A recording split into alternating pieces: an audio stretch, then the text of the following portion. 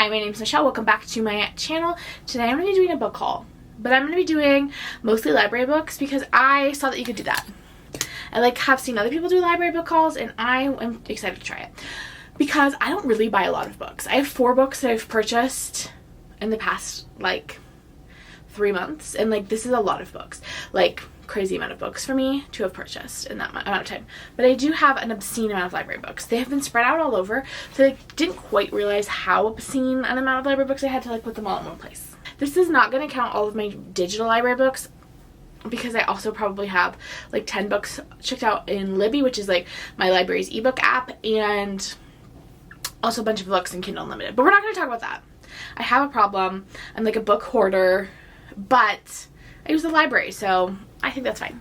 Okay, great. Let's go through the books I actually purchased first, and then we'll get into the library books. Okay, so first I don't purchase a lot of books like I just mentioned. So when I do, a lot of times it's books that I want to own.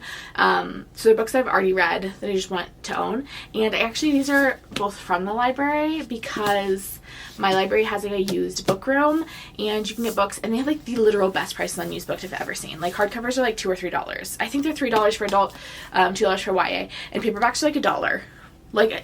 Beat that price. And so I got 3 books from there. 2 of them I've already read and I just wanted for my collection. The Pisces by Melissa Broder, which is about this woman who falls in love with a fish. I just think it's a really interesting concept, and I have been using it as a comparison for a lot of the projects I'm writing currently. If you didn't see, I just posted a work in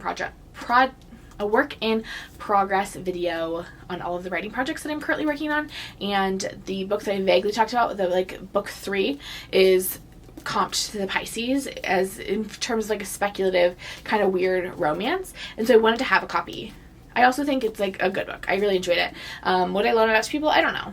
It is incredibly bizarre, and I don't know who I would give it to, but if I find the right person, I would loan it out to them.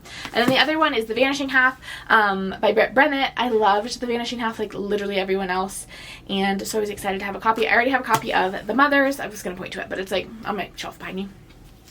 And so I was excited to add The Vanishing Half to the mix. This is definitely a book I could see loaning out to people, and I'm excited to have it on hand. So those are both books I've already read. And then the other book I picked up from my library is the newest Sally Rooney book, Beautiful World, Where Are You? This came out in the spring, I believe, and I haven't read it yet, but when it came out, I didn't know that I loved Sally Rooney. I had read Normal People and liked it, and then I read Conversations with Friends and absolutely loved it. So I'm excited. I've heard people who prefer Conversations with Friends really enjoy this one. I've kind of heard mixed things, but I loved Conversations with Friends so much, so I'm really excited to dig into this one. And again, with such a great price, I couldn't pass it up. And then the last book, the only book that was not from the library, this is from Barnes & Noble. I bought it for my birthday because, and you guys experienced this, you witnessed this if you've been watching videos on my channel, I could have sworn on my life, wouldn't have even questioned it, that Carrie Soto, the new Taylor Jenkins Reid book, came out on August 16th, but it doesn't come out till the 30th. So on August 17th, my birthday, I went to Barnes & Noble to go pick that up, and they didn't have it. And I already had a day planned where I was going to go get that book and go get lunch and enjoy my time, and so I needed a new book. So I picked up Tomorrow and Tomorrow and Tomorrow by Gabrielle Zevin because I've only heard phenomenal things about this book. I started it at lunch, but I didn't get very far. We'll probably start it over when I actually get to it. But I'm excited to read this one. Also, I think the cover is truly beautiful.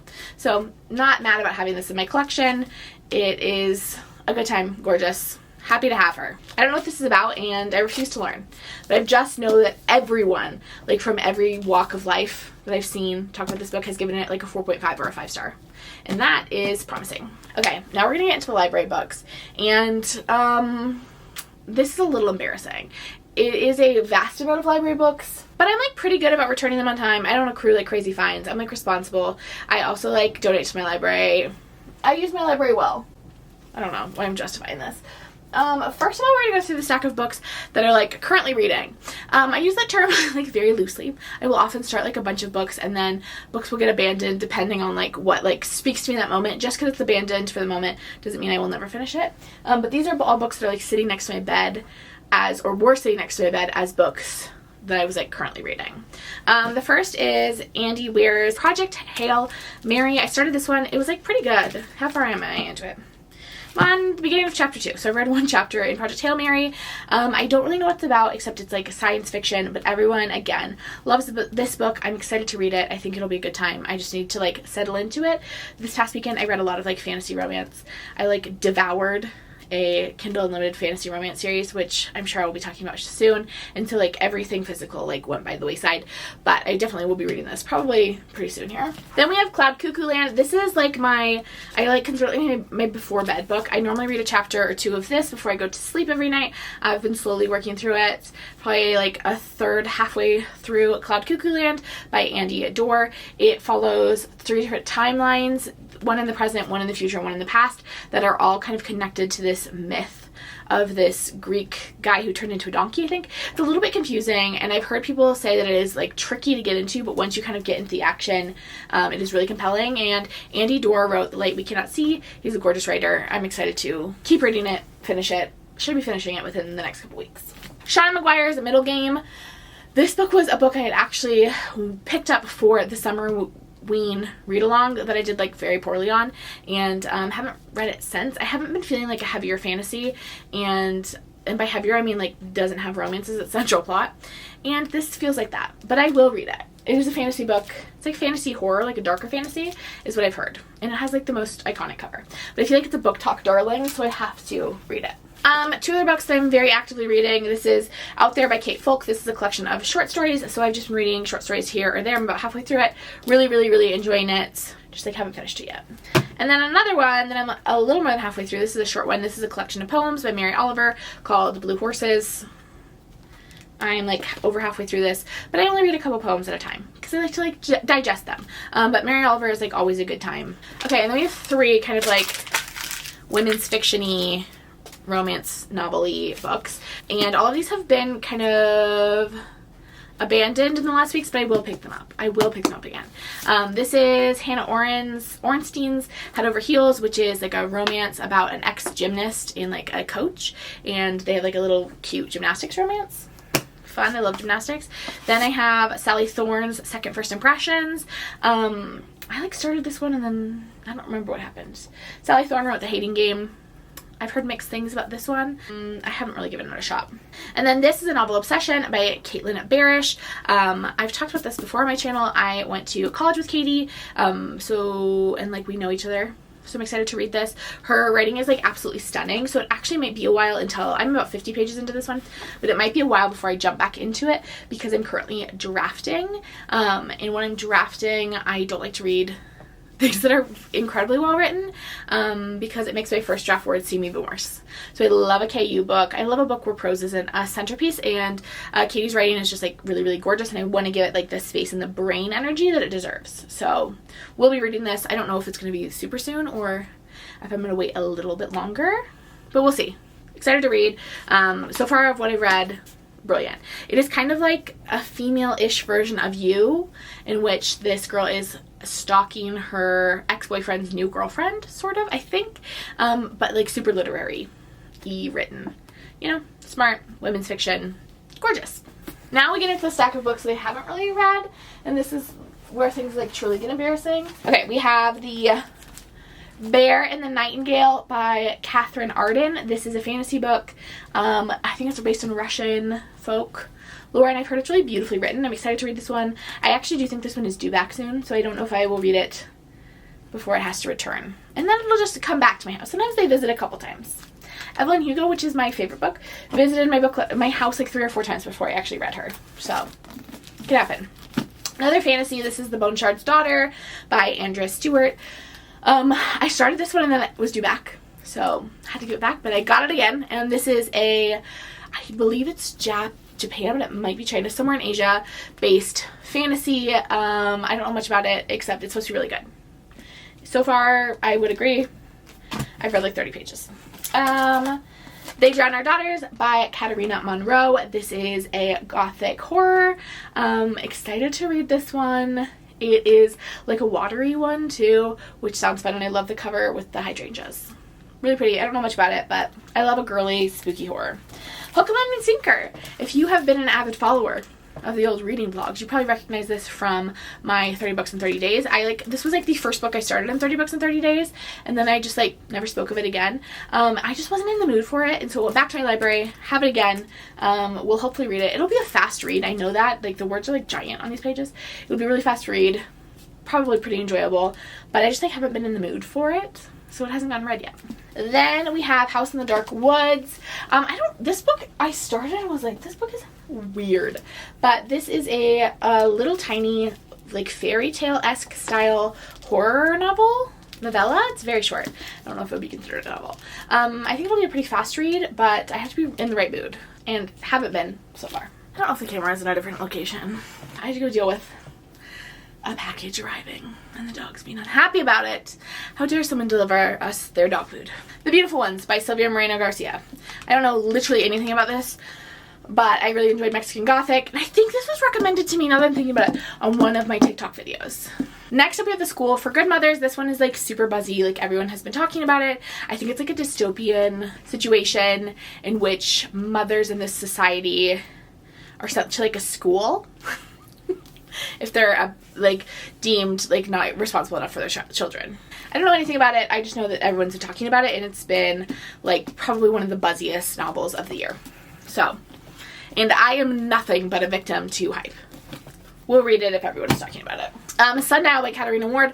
I read The Last House on Needless Street earlier this year and gave it 5 stars. I absolutely loved it. It was like super, super weird horror. I've heard people love this one a little less, but I'm like ready and willing to give it a try. I think if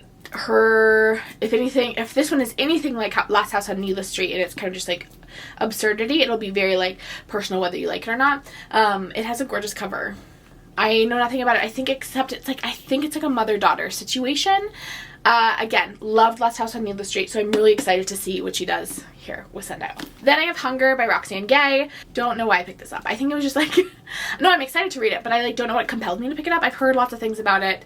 I've heard that it's great, and Roxane Gay is like a really interesting writer and thinker. I think it was just like sitting in the front of my library, and I was like, you're coming home with me. The Last Good Indians by Stephen Graham Jones. Again, this is one that I started and then kind of abandoned. I've heard this one is a really unique writing style, but I think it is really important for me to read it and read it all the way through before I make any judgments. Stephen Graham Jones writes books that I think are kind of hit or miss. Books and Lala loves him. Do I always agree with Books and Lala's tastes? I don't know. I like cannot trust her since the House of Leaves incident. And he's also local to Colorado. I believe he lives up in Boulder. So we love that. We love a local man. Fool Me Once by Ashley Winstead. I read In My Dreams I Hold a Knife by Ashley Winstead earlier this year. This is a romance novel. So Ashley Winstead writes both thrillers, like In My Dreams I Hold a Knife, and romance novels. So I'm excited to read her romance novel. It is like very cute. I've heard pretty good things about it. Not much. I don't know anything about what kind of romance it is, but I enjoyed In My Dreams I Hold a Knife, so hopefully that translates to romance as well. A Brush with Love. This is a romance about dentists in dentistry school. I'm actually reading this for a video, but what a fun, interesting little cute concept. The next one is The Hacienda by Isabel Cañas. This is been getting a lot of praise. I've heard it compared to Mexican Gothic quite a lot, but I've heard it's kind of like a little bit more thrilling, a little bit scarier, which is fun. Again, I picked this up for the summer ween read along, and I didn't get to it, but I'm excited to read it. Hopefully I get to it soon. We have Holly Black's Book of Night. I read the Cruel Prince series last year and loved it, and this is Holly Black's first adult fantasy. I've heard kind of like middling reviews for this one, but I'm gonna give it a try. I don't know what it's about. That's the email sense here. I put books on my want to read list, and then I'll be like, I don't know anything about it. This book is Hide by Kirsten White. This is Kirsten White's first adult thriller, I believe. She writes YA. My sister like loved her when she was in high school, but I don't think I've actually read any of her stuff. I've heard that this book is not good. I'm gonna give it a try, but if I don't love it within the first little bit, I am probably gonna DNF it, because I've heard that it's just like too short for how many characters we have to follow, and that people weren't really enjoying that. But I'll see. We'll see. I'm going to give it a try, see what I think. It is about these group of teenagers who go to a theme park to play a game. Actually, I think they're adults. I think they're young adults. It's a group of young adults who go to a theme park to play a game of hide and seek, essentially, and the winner gets a bunch of money. But obviously, it's like something else nefarious is going on. The premise sounds so interesting and so engaging. So, we'll see. Sometimes I don't agree with the people. We're down to the last of them. Okay. This one is another one for a video, The Librarian of Boone Hollow. This is not a book I would typically read at all. It's coming for a very specific video. So, stay tuned. You should see that next month. This is 100 Other Girls by Aman Harikia. She is really big on TikTok, and that's how I heard of her. This is like The Devil Wears Prada, but it is a Middle Eastern main character and like a largely POC like cast of characters, but it is about like the media world, and I'm really excited to read it. I've heard good things about it, and I really like Iman. She's pretty cool on TikTok. And then the last library book I have of, I don't know, however many that is this one, again for a video, a different video than the last one. Different video, you should be seeing this one sooner than the other one. And this is the book Kindred by Octavia E. Butler. I have literally no idea what this is about. Just read the back. Dana, a modern black woman, is celebrating her 26th birthday with her new husband when she is snatched abruptly from her home in California and transported to Antebellum South. Rufus, the white son of a plantation owner, is drowning, and Dana has been summoned to save him. Dana is drawn back repeatedly through time to the slave quarters, and each time the stay grows longer, more arduous, and more dangerous until it is uncertain whether or not Dana's life will end long before it has a chance to begin. Fascinating. Yeah, I've heard great things about this book. Again, it is for a video. And that video, I think, is actually supposed to be out next week, which means I do need to get reading this. This will probably get read this week, but excited to read this. It sounds really good. I've actually heard multiple people talk about this book before, so excited to give it a read. That is my, like, physical TBR list of things that I physically possess in my possession right now, in terms of library books and a few books that I have physically purchased. As I was editing this, I realized I never filmed an outro. I got too excited about stacking all these books in my hand to take a thumbnail picture. So here's the outro. Like this video if you enjoyed it. Subscribe to this channel if you want more book content from me. Thank you so much for watching. I will talk with you soon. Okay. Bye!